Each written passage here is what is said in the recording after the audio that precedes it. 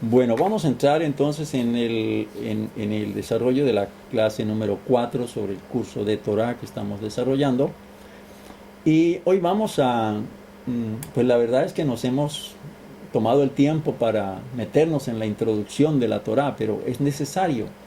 Y es necesario porque si tenemos una idea más clara de lo que la Torah representa para el mundo y para el pueblo judío, pues vamos a valorar mejor lo que tenemos en la mano y lo que estamos analizando, lo que estamos comprendiendo. Entonces hoy vamos a mirar un poquito más sobre uno de los grandes cerebros del judaísmo, como es Nachmanides o Ramban, de quien nosotros vamos a tomar mucha información um, y obviamente también compartiendo información de Rashi, pero más de Nachmanides. ¿Por qué? Pues, pues porque Blanco es gallina lo pone. Nachmanides o Ramban es, ¿no? Pues todavía sigue viviendo a través de estos estudios, es sefardita. Rashi es askenazí, aunque vivió en España, pero Nachmanides es sefardita, ¿sí? Es de nuestra sangre. Y pues como que se entiende uno mejor con los conceptos de Nachmanides, un hombre genial, brutal, grande, de que pues una de las grandes luminarias del judaísmo pues es Rabbi Moshe ben Nachmanides, o mejor conocido como Ramban. Además pues nos encanta por lo que sus orígenes son sefardí y pues como que empata más con nosotros que somos también descendientes sefaradim. Muy bien, entonces vamos a seguir mirando nuestras diapositivas. Ya hemos mirado a lo largo del curso sobre las diferentes reglas para interpretar la Torah. Hoy como una de las grandes ayudas que vamos a tener es Ramban, al lado también de Rashi. Pues entonces Ramban, como les digo, por el hecho de que pues tenemos a dos grandes, que es un Askenazí, que es Rashi, y el otro que es Ramban, que es Sefaradí, pero además porque pues Ramban tuvo la osadía o ha tenido la osadía de controvertir muchos de los argumentos tanto de Maimónides como de Rashi, y con fundamentos muy fuertes, y por eso hoy el judaísmo ortodoxo pues se basa en grandes cantidades en las opiniones de Ramban, sin desconocer a Rashi, sin desconocer a Maimónides, por supuesto. Pero si vamos a una sinagoga hoy a estudiar Alajá, por ejemplo, vamos a estudiar cualquier aspecto relacionado con el judaísmo, siempre tenemos que siempre tenemos que ir a buscar la ayuda de Nachmanides, de Ramban. Por lo tanto, pues no podemos nosotros dejarlo de lado. Pero para ello necesitamos tener nosotros un background acerca de Ramban, y eso es lo que pues en esta clase también vamos a mirar un poquito más sobre quiénes son estos personajes, qué han hecho estos personajes, cómo fue la vida de estos personajes. Entonces decimos que Ramban nació en Gerona, España. Se le llamaba el Geronés, permítame, voy a bajar aquí esta a 4. Se le llamaba el Geronés, como ya lo conocemos mucho, fue un discípulo del rabino Yehuda ben Yakar y del rabino Nasan ben Meir de Trinquitel,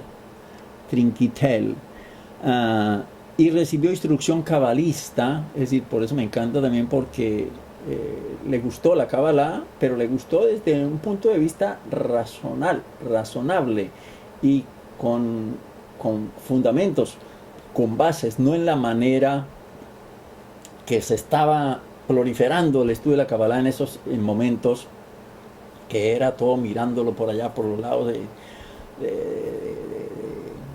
brujos y demonios y cosas que tienen que ver más con el paganismo. Nachmanides es más, como les digo, aterrizado, más viviendo la vida natural, ¿cierto? Sin desconocer nuestra conexión espiritual, por supuesto. Entonces, Recibió instrucción cabalista del rabino Ezra y del rabino Asriel, ambos de Gerona. Y también estudió medicina, es decir, él fue un médico. Entonces, para los médicos o las médicas que hay aquí, pues es un honor tenerlo a él como uno de los representantes de su rama. Él vivió de la medicina, por supuesto, es decir, él atendía pacientes y de eso pues él ganaba se compraba sus libros y asimismo pues escribía lo que él tenía a bien escribir.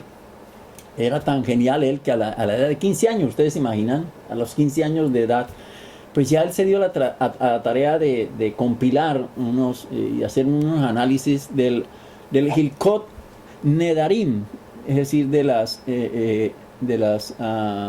leyes que tenían que ver con los votos, y del Nikot Bejorot, Hilkot Bejorot, al estilo del Sefer Hajalot, perdón, del rabino Yitzhak Alfasi. Alfasi es el llamado el Rif, pero Alfasi no consideró 2 tomos cuando él hizo su estudio, y dejó estos 2 tomos por fuera, lo que fue lo que tenía que ver con Nedarim y lo que tenía que ver con Bejorot. Y entonces Ramban dijo, no, pues yo los cojo, voy a estudiarlos, y se puso esa tarea y hizo un sefer, hizo un tratado sobre el particular. Ramban vivió la mayor parte de su tiempo en Gerona, como les decía, interesado en diseminar el estudio de la Torá entre sus discípulos, de quienes se destacaron el rabino Aarón Halevi, que es llamado el Raá, y uno que es muy grande también, que vino a sucederlo a él, pues digamos de esa manera, después que él partió para Israel, que es el rabino Salomón ben Aderet, que lo conocemos como el Rashbach,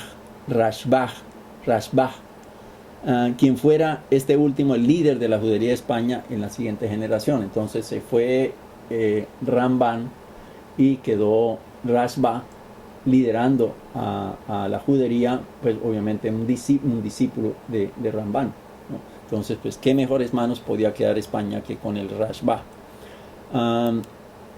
En 1238, Ramban, siendo de 44 años de edad, fue llamado para que mediara en la gran controversia que se había generado debido a los escritos del Ramban. Es decir, como que el hombre era tan brillante que siempre estaba en medio del fuego, siempre estaba en medio de las grandes disputas, ¿no?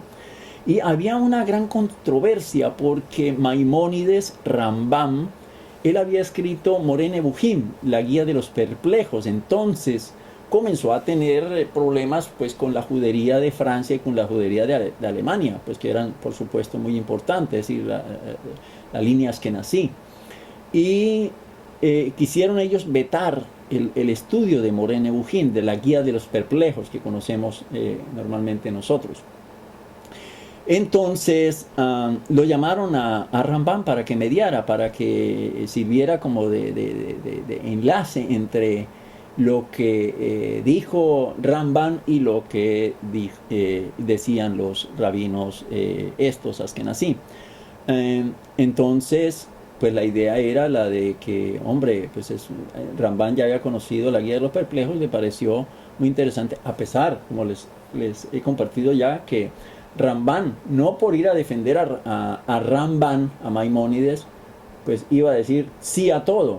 No, y es que ahí es donde está el judaísmo, que el judaísmo le enseña a uno a ser yo y yo, dependiendo de Akadosh Baruj Hu, pero yo tengo mi propia opinión, ¿cierto? Entonces, eso es lo que hacemos nosotros estudiando Torah, de tener nuestros propios conceptos, tener nuestra propia manera de pensar, y no pensar como robots, como gente que, bueno, ustedes tienen que creer lo que yo crea, y si no los quiero, se van, o lo que fuera. No, así pasa, y pasa todavía hoy pasa mucho eso, de que hay rabinos que quieren es que uno a todos les diga sí, y si uno dice no, lo sacan de cualquier lugar. Entonces, no, el ejemplo muy claro lo tenemos en Ramban, que Ramban, pues a pesar de que defiende mucho, es decir, a capa y espada a Maimónides, pero también se dio muchas opiniones contra Maimónides porque no le parecían a él que eran correctas, ¿no? En lo que tenía que ver, sobre todo con esta cosa, todas estas cosas oscuras de demonios, de la visión de ellos cabalistas, etcétera, ¿no? Porque en el caso de Rashi también, que Rashi también se iba por allá y le daban mucha credibilidad a los midrashim, historias por allá de salidas pues de la cabeza de algún rabino que se elevó mucho, y entonces le daban credibilidad, ¿no? Viendo que era pues como una manera, una fuente de poder entender un versículo de la Torah y no tan literalmente como se estaba describiendo en un midrash. Entonces, pero ellos pues eran de esa manera de pensar, eran muy espirituales y se dejaban llevar. Entonces Ramban era más, aunque espiritual, porque pues cabalista, obviamente, pero muy ajustado, muy amarrado a la tierra, ¿no es cierto? Entonces lo llaman a él para que medie entre esta disputa, ¿no? Entonces, ¿qué hace? Que Ramban pues defiende el trabajo de Ramban sin demeritar la opinión de los grandes rabinos estos de Francia y de Alemania. Él también los eleva, es decir, él tiene esa virtud de no por debajear a nadie, de no, lo que tú estás diciendo, eso es no sé qué, y eso es malo, y tú eres un tal por cual, y a bajarlo, no, de ninguna manera, ¿no? Tu opinión vale, pero no es igual a esta opinión, porque esta opinión está así, así, asado, y se basa en esto y en esto. Entonces, con argumentos muy sólidos, él explicaba y se hacía entender, y la verdad, pues, no ganaba enemigos, sino al contrario, ponía en paz a los amigos, como dice Salomón, ¿no? Bienaventurado es aquel que busca la paz. Entonces, sin demeritar la opinión de ellos, pero también aclaró que Moreh Nebuchim, que la guía de los perplejos, no había sido escrito para un público en general, sino para aquellos judíos que estaban siendo llevados, que estaban siendo arrasados por esas corrientes filosóficas, tanto cristianas como las cabalistas, ¿sí? Pues como les digo, pues estaba el cristianismo también en furor, y también la cábala también está en furor, como hoy en día. Hoy en día mucha gente se está dejando llevar por la cábala, y pues creen que todo lo que les dice un rabino es lo correcto, porque es lo que el rabino, para ellos el rabino es un santo, y no creen que el rabino se puede equivocar, o un moré, o un líder, o como se le quiere llamar, ¿no? Entonces, él aclara que esto no era para toda la gente, sino para este tipo de gente. Y sobre todo, dice él muy claramente, que a pesar de que Moreh Nebuchim nunca se apartó de la halajá, es decir, siempre tuvo en cuenta la halajá, es decir, nunca desconoció las leyes del judaísmo, ¿sí? Lo que buscaba era enfocarse en la comunidad sefardita, no tanto en las que nací, ¿ya? Más que todo en la sefardita, porque pues en España, pongamos nosotros todos a pensar, pues en España, pues ¿qué nos ha traído España? España pues nos ha traído muchísima bendición, naturalmente, nuestra madre patria, vamos, hombre, pero pues también con España vino, con el correr de los tiempos, los que se dicen ser descendientes de las tribus de Efraín o de Yosef, que son los gitanos, y pues detrás de ello pues vienen que la lectura de la mano, y que toda la cantidad de cosas que ya ustedes conocen que hace el mercado de esta gente, ¿no es cierto? Y en España era muy grande en eso, ¿no? Porque se dice que emigraron, una colonia muy grande de la India, que vivía en la India, emigró hacia la zona de España. Entonces, todo eso ayudó a que el conocimiento que había de la Torá, sobre todo, estamos hablando del pueblo hebreo, el pueblo judío. Entonces, todas estas influencias estaban penetrando dentro del pueblo judío. Entonces, Moreh Nebuchim, la guía de los perplejos, lo que buscaba era eso, era ponerlos en la situación a los que estaban yéndose detrás de la adoración de los ídolos, detrás del paganismo, detrás de todas estas creencias, todas medias raras, ¿sí? de que vale decir hoy día que estamos ahorita en octubre, a finales de octubre, entonces que pues está de moda The Walking Dead, ¿no? ¿Cómo se dice? La muerte que camina, ¿no? Pues, decir uno que la ve, uno la puede ver, ¿sí? Con un análisis crítico sobre la producción de la película, lo que fuera, ok, pero ya ponerse uno a hacerle coquitos a este tipo de cosas porque vienen es en la época en que es dedicada a los muertos, ¿no? Como en el caso de México, que es el final de mes, es el Día de los Muertitos, y que todo este andamiaje que hay ahorita, pues mucho comercio, pero que siempre se va a relacionar con el Halloween. Entonces, pues eso es lo que tenemos nosotros que mantenernos aislados de eso, ¿sí? Porque dice Hashem, no haráis de acuerdo a las costumbres de ellos. La costumbre de ellos es esa, es celebrar ese tipo de cosas. Entonces, ¿para qué yo voy a ir a celebrar algo que tiene que ver con Halloween, con los muertitos, que tiene que ver en esto? Pues si me lo dicen en julio, me lo dicen en marzo, me lo dicen en cualquier otra fecha, vamos a disfrazarnos de Walking Dead porque hay una performance, una obra de teatro en el colegio, en donde sea, pues ok, no hay ningún problema. Pero ya como tan a la fecha, y yo les explicaba esto a mis alumnos, algunos de mis alumnos les decía, es como si nosotros estuviéramos prendiendo las velas en el 8 de diciembre, que creo que es el día que prenden las velas los católicos, los cristianos. Pero si nosotros como judíos prendemos las velas, y vale decir, un ejemplo, que Hanukkah comienza el 8 de diciembre, pues nosotros prendemos las velas el 8 de diciembre, porque esa es nuestra fiesta, y lo estamos haciendo dentro del contexto judío, que el 8, el 9, el 10, etcétera, los 8 días de fiesta. O que 8 días antes, entonces, y el 8 de diciembre es la última velita, pues vamos a prender la última velita, no porque los católicos están prendiendo, nosotros vamos a dejar de prender la velita, no, nosotros vamos a prender las 8 velitas, si es el último día de Hanukkah, o si es un día intermedio, ya, es nuestro contexto. Pero si ya yo terminé Hanukkah, vale decir, terminé Hanukkah el 7 de diciembre, y el 8 de diciembre es las velitas, pues ahí ya no se me permite a mí ir a prender una velita. ¿Por qué? Porque ya no hace parte de Hanukkah, ya hace parte de una fiesta pagana.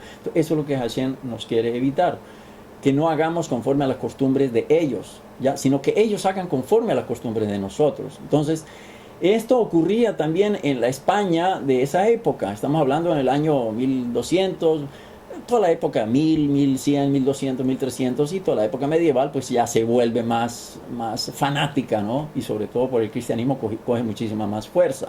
Entonces, esto es lo que trata de hacer Ramban con la guía de los perplejos, es decir, salvando a Maimónides de la picota pública de sus mismos hermanos.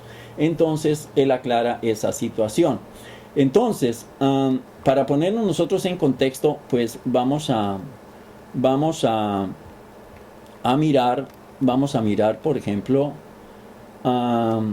cómo era la situación,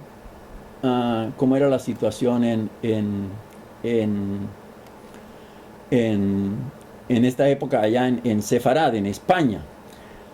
Entonces, ya tenemos ahí parte de la información de cómo fue que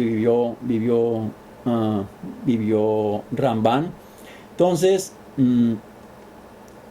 en 1238, ya cuando tenía él 44 años de edad, pues todavía joven, él fue llamado para que mediara en otra controversia, fue la controversia de Maimónides, pero más adelante, como les decía, él también vuelven y lo llaman en 1283, que instigado por uno que había sido judío, pero se convirtió al catolicismo, que fue Pablo Cristiani, entonces lo instiga a que salga a la plaza pública a defender su fe, porque él quiere rebatir todo lo que los judíos dicen, porque este hombre se va a lanza en ristre contra todo, contra la Torá, contra el Talmud, contra todo. Entonces, Ramban, el rey Jaime I de Aragón, ¿sí? De Aragón, acordémonos cómo es España. España está dividido en reinos, ¿no? Está el reino de Castilla, está el reino de Aragón, está el reino de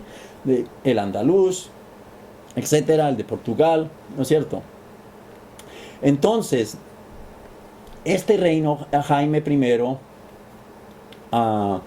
este señor, que ahorita les cuento un poquito más la historia de Pablo Cristiani, entonces lo reta a la disputa que conocemos, la disputa de Barcelona, ¿no? Entonces, ¿qué es lo que sucede?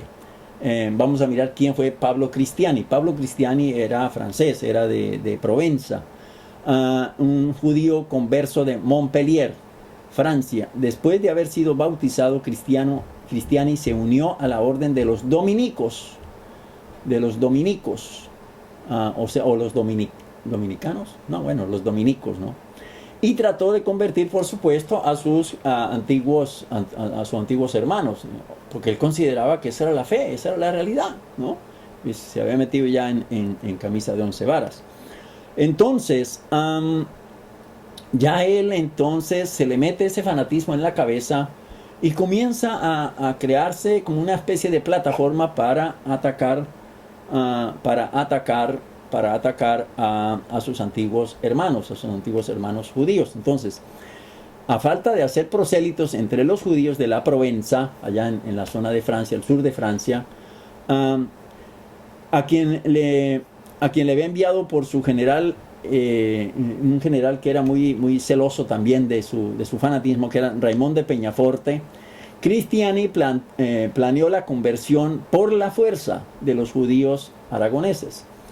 Entonces, para ello convenció a este general, a Raymond de Peñaforte, para que se suscitara una controversia religiosa, ¿sí?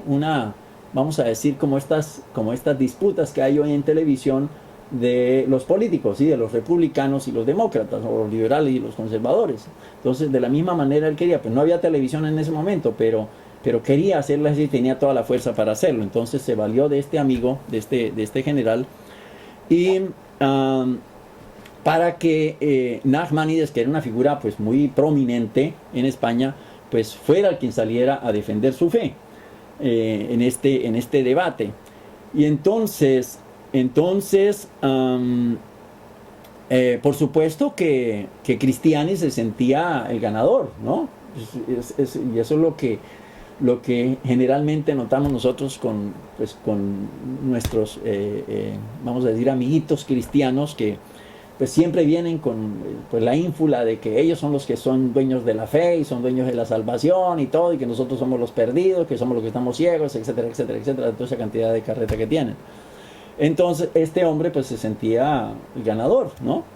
Y Raymond de Peñaforte pues habló con el rey Jaime, y pues para pedirle la garantía al rey Jaime, y Nachmanides entonces fue convocado a Barcelona en 1263 para que entonces respondiera a las preguntas que Cristiani le quería hacer, ¿no? Él pues ya se llevaba su memorial, y es lo que conocemos como la disputa de Barcelona. La disputa de Barcelona. Ustedes pueden encontrar, creo que está casi toda esa disputa, la tenemos nosotros en nuestra página, en Shalom Javerín. Ahí pueden ustedes encontrar el link en shalomjaverin.org, en los estudios bíblicos. En la página de estudios bíblicos ustedes encuentran esa disputa ahí, cómo se manejó, cuáles eran las preguntas de Cristiani, cuáles eran las respuestas de Nachmanides. Entonces sería estupendo que ustedes se empaparan de eso, porque es que eso hace parte de lo nuestro, hace parte de lo que más adelante vino a minar la poca fe que quedaba de aquellos descendientes judíos que se vinieron para Hispanoamérica. Entonces, por eso es que es importante que conozcamos todas estas raíces, porque conociendo nuestra historia, pues ya es difícil que nos vuelvan a engañar, ¿se dan cuenta? Entonces, por eso es que estamos tratando de hacer de todo esto un gran paquete, de manera que sepamos, y el día de mañana pues no nos lleguen ahí a la puerta los testigos de Jota o cualquier cristianito o adventista o lo que sea, mire que venimos a conversar en esto, sino que ustedes nosotros con sabiduría podamos responderles a ellos, y salgan ellos pues como gallinas desplumadas, o se inquieten por conocer más de la fe judía y dejen ellos esos caminos de paganismo. Entonces, la discusión, la disputa esta tuvo lugar en el palacio del rey Jaime, en presencia por supuesto, de toda la corte y naturalmente muchos dignatarios eclesiásticos, ¿no? Y duró 4 días. Esto fue en julio 20 al 24. Julio 20 al 24, ¿ok? Es decir, como el día de la independencia de Colombia, independencia de Venezuela, creo. Ah, no, la independencia de Venezuela es el 5, ¿no? Bueno, el 20 de julio al 24 de julio. Entonces, como sugirió Nachmanides, los temas en discusión fueron 3. ¿Cuáles eran los temas? 1, si el Mesías ya había venido o no, ¿no? Porque Nachmanides pues quería demostrar que ya había venido en la persona de los cristianos, de Jesús. 2, que era que si el Mesías anunciado por los profetas debía ser considerado como un Dios o simplemente como un mortal, como un hombre nacido de la unión sexual entre una mujer y un hombre, dos esposos, ¿no es cierto? Y 3, si los judíos o los cristianos estaban en posesión de la verdadera fe. Entonces, ¿quién es el que dice la verdad? ¿Quién tiene la verdad en la mano? Entonces fueron 3 puntos muy importantes que pues Nachmanides se las echó y dijo, no, pues ya uno, pues teniendo estos argumentos, pues es difícil que le vengan a uno a ganar, pues sabiendo uno, obviamente, pues para eso tiene uno que estudiar Torah, tiene que estudiar profetas, para, si le presentan una ocasión de esas, pues tener uno las respuestas que la persona está buscando, porque muchas veces la persona comienza a coger de aquí, a coger de allá y se van. Entonces cuando les dispara a uno algo que les llega al corazón, entonces saltan y cogen por otro lado. Y es lo mismo que uno ve, la respuesta de Cristiani cuando le pegaba las encerronas a Nachmanides. Entonces él se iba por las ramas y entonces evitaba el tema. Y entonces Nachmanides tenía que traerlo, pero venga para acá porque usted no me ha respondido esto. Y no, pero es que esto y esto y esto. Entonces seguían como trayendo y trayendo y trayendo más tema para sembrar. Obviamente este era un vendedor de ideas, un vendedor de religión, el Cristiani. Y por supuesto lo que él quería era ganarse la opinión de los eclesiásticos, de la gente que tenía a su alrededor, ¿no es cierto? Entonces, estos fueron los 3 temas que Nachmanides o Ramban escogió. Entonces, Cristiani se comprometió a demostrar desde su punto de vista, tomando el Talmud, lo que la fe cristiana decía. Y entonces, pues obviamente, como les decía, pues vendiendo su fe, pues mostró indignación, ¿no? Y con ustedes, los cristianos, los católicos, miren cómo esta gente, estos judíos malvados, todo lo que hablan de ese Jesús y de la Virgencita y todas esas cuestiones que ellos creen. Entonces,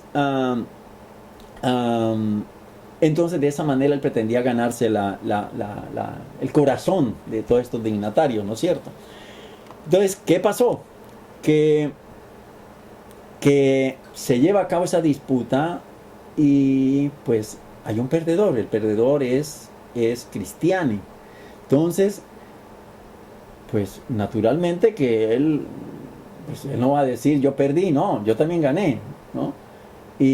Pero sabiendo que en el fondo no había conseguido lo que él quería, pues dijo, no, pues ahora voy a metérmele por este lado.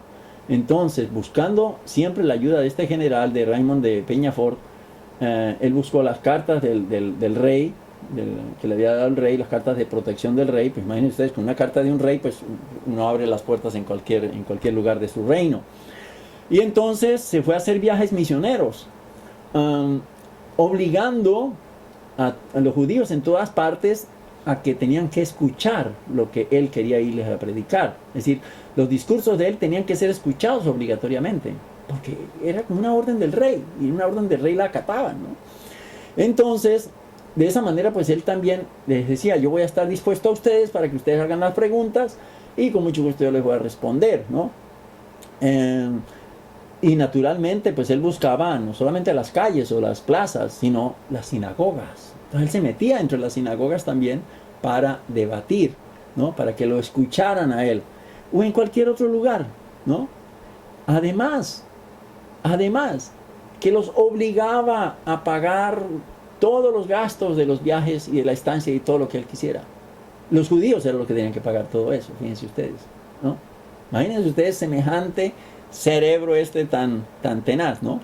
El señor Cristiani. Es decir, no era ninguna perita en dulce, ¿no es cierto? Entonces, a pesar de toda esta protección que el rey le otorga, pues Cristiani no pudo tener éxito con lo que buscaba.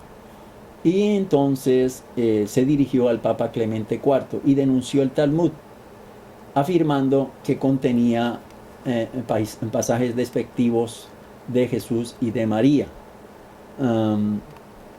Entonces, ¿qué pasó? Pues que ya la cosa ahí se puso color de hormiga. Color de hormiga porque pues ya el Papa pues era una autoridad a la cual los reyes también le obedecían a él, ¿no es cierto? Pero entonces, ¿qué pasó con el rey? Que el rey, en medio de todo, la impresión con la que él quedó de la disputa que hubo en Barcelona, pues el rey casi que como que se convierte en judío. Entonces, ¿qué pasó? Que le dio como una especie de premio a Rambán. Le dio 300 morrocotas de oro, ¿no? Lo que decimos nosotros morrocotas, que eran las antiguas monedas, ¿no? 300 monedas de oro a Rambán por el trabajo que había hecho, ¿no es cierto?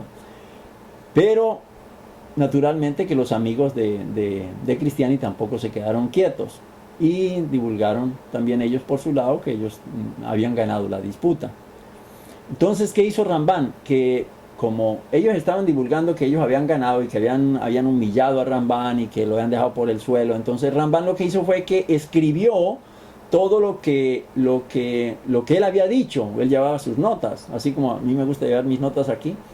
Él también llevaba sus notas. Entonces todas esas notas él las cogió, las compiló y escribió lo que él llamó el Sefer HaVikuach. El Sefer HaVikuach. Entonces, ¿qué pasó con eso? Que los monjes las cogieron esas notas y, pues por supuesto, que se fueron. ¡Ay, mire, señor rey! Mire lo que este hombre ha hecho. Mire lo que está escrito aquí. Y comenzaron pues a dolerse y a envenenarle la mente, el cerebro al rey Jaime de Aragón, ¿no es cierto? Entonces pues son su pueblo, son la gente que le sirve y pues lo convencen. Y entonces ¿qué ocurre? Que entonces como ya el Papa también había tomado cartas en el asunto, entonces el Papa emitió un decreto papal, un proyecto de ley, en el año 1264. Y ese proyecto de ley se lo mandó al obispo de Tarragona, en España, en donde le ordenaba recoger todas las copias del Talmud que había para que las examinaran sus monjes, tanto dominicos como franciscanos, ¿ya? Es decir, las dos denominaciones que ellos tenían. Recordemos que los dominicos son como más como guerreros, como más hacían cosas escondidas, así como tipo CIA.